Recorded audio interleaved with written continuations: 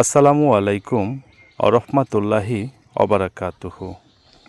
সম্মানিত দর্শক, আজকে আমরা আমাদের 1.5 বিঘা জল আয়তনের একটি পুকুরে পদ্মা নদীর কার্প জাতীয় মাছের পোনা মজুত করতেছি। দর্শক, এই পুকুরটাতে আজকে আমরা এই পোনাগুলো মজুত করতেছি। আজকে আমরা মোটামুটি 500 গ্রামের মতো পোনা আমাদের এই পুকুরটাতে ছেড়েছি।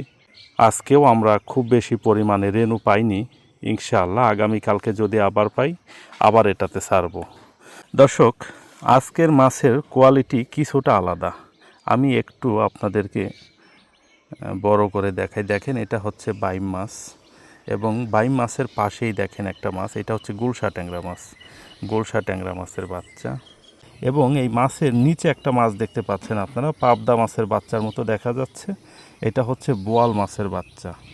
এটাকে এখনই আমরা আলাদা করে ফেলে দেব। এটা যেহেতু আমাদের চোখে পড়েছে, এইটা আর ছাড়ব না। কোথায় গেল বোয়াল মাছের বাচ্চাটা? ওই সাইডে থাকুক, এটা মনে রাখিস, ফেলে দিতে হবে। দর্শক, আমি আরেকবার একটু আপনাদেরকে দেখাই। দেখেন, এইটা দেখেন বোয়াল মাছের বাচ্চা। এইটা দেখুন দর্শক, বোয়াল মাছের বাচ্চা। আমাদের পদ্মা নদীর মাছের ভিতরে নানান ধরনের মাছ হয়। আপনারা যারা নিয়মিত আমাদের ভিডিও দেখেন, আপনারা বিষয়টা জানেন।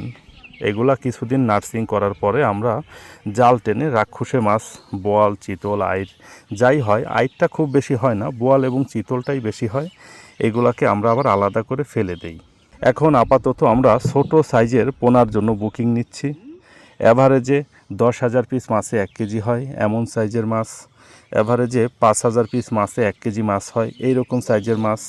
অ্যাভারেজে 2,500 থেকে 3,000 পিস মাছে 1 কেজি মাছ হয় এই রকম সাইজের মাছ। এবং অ্যাভারেজে 1,000 থেকে 1,200 পিস মাছ হয় এই রকম সাইজের মাছ। আপনাদের কারোর যদি দরকার হয়, আপনারা আমাদের ভিডিওর স্ক্রিনে যে ফোন নাম্বার দেখতে পাচ্ছেন, এই ফোন নাম্বারে ফোন কল করে আমাদের কাছ থেকে আপনারা সংগ্রহ করতে পারবেন ইনশাআল্লাহ। সারা বাংলাদেশের মধ্যে আমাদের প্রকল্পই সর্বপ্রথম, অর্থাৎ আমাদের হাবিবুর রহমান মৎস্য প্রকল্পই সবার আগে এই পদ্মা নদীর কার্প জাতীয় মাছের পোনাটা সারা বাংলাদেশে ছড়িয়ে দেওয়ার কার্যক্রম শুরু করেছে। আমাদেরকে দেখে এখন এই কাজটা অনেকেই করেন, তবে যারাই করেন সবার জন্য দোয়া এবং শুভকামনা থাকলো। সবার কাছেই অনুরোধ থাকবে, আপনারা আমাদের এই দেখানো পথে হাঁটেন। আপনারা আমরা যে কাজটা শুরু করেছিলাম সে কাজটা এখন করতেছেন, করেন, ওয়েলকাম। কিন্তু ভালো মাছটা চাষিদেরকে দিবেন, পিওর মাছটা দিবেন। আপনারা নদীর মাছ এবং হ্যাচারির মাছ একসাথে মিলিয়ে কখনোই চাষিদেরকে দিবেন না, চাষি ভাইদেরকে ঠকাবেন না। দর্শক, আপনারা যারা নিয়মিত আমাদের ভিডিও দেখেন, আপনারা জানেন আমরা দামটা একটু বেশি নেই, তবে পিওর জিনিসটাই আমরা দেই। যাই হোক দর্শক, আপনাদের কারোর যদি অরিজিনাল পদ্মা নদীর কার্প জাতীয় মাছের পোনার দরকার হয়, আপনারা আমাদের সাথে যোগাযোগ করেন। ইনশাআল্লাহ দামের বিষয় বা বিস্তারিত যেই বিষয়গুলো জানতে চান, সব বিষয়ে আলোচনা করে সব কিছু ঠিকঠাক থাকলে আমরা আপনাদেরকে দিতে পারবো ইনশাআল্লাহ। অলরেডি আমাদের অনেকগুলো বুকিং হয়ে গিয়েছে, তো আরও বুকিং এখন আমরা নিচ্ছি। হয়তোবা কিছুদিন পরে বুকিং নেওয়া বন্ধ করে দিব। যারা সংগ্রহ করতে চাচ্ছেন আমাদের সাথে যোগাযোগ করে করতে পারেন।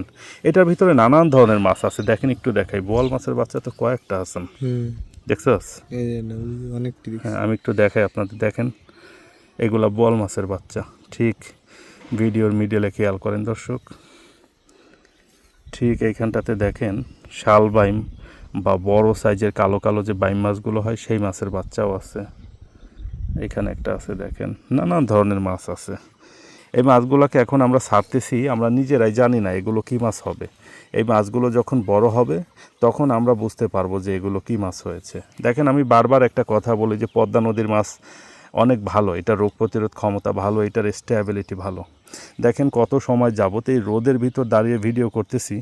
রেনু, এটা কিন্তু বড় মাছ না, রেনু, তারপরেও দেখেন মারা যাচ্ছে না। হ্যাঁ, এইটাই আসলে নদীর মাছ, এইটাই নদীর মাছের স্পেশালিটি। যাই হোক দর্শক, ধৈর্য সহকারে দীর্ঘ সময় যাবত আপনারা যারাই ভিডিওটা দেখলেন, আপনাদের সবাইকেই আমাদের হাবিবুর রহমান মৎস্য প্রকল্পের পক্ষ থেকে শুভেচ্ছা এবং অভিনন্দন জানাচ্ছি। দর্শক, এতক্ষণ আমি কথা বলেছিলাম মোহাম্মদ মাহমুদ রাজীব, এবং আমাদের মাছ চাষের যে প্রকল্প, এইটার স্থান হচ্ছে ফরিদপুর জেলার ভাঙ্গা থানায়। দর্শক, আপনাদের সবার সুস্বাস্থ্য এবং দীর্ঘায়ু কামনা করে আমাদের আজকের ভিডিওটা আমরা এইখানেই শেষ করতেছি। সবাই আপনারা ভালো থাকবেন, সুস্থ থাকবেন, আমার জন্য সবাই দোয়া করবেন। আসসালামু আলাইকুম ওয়া রাহমাতুল্লাহ।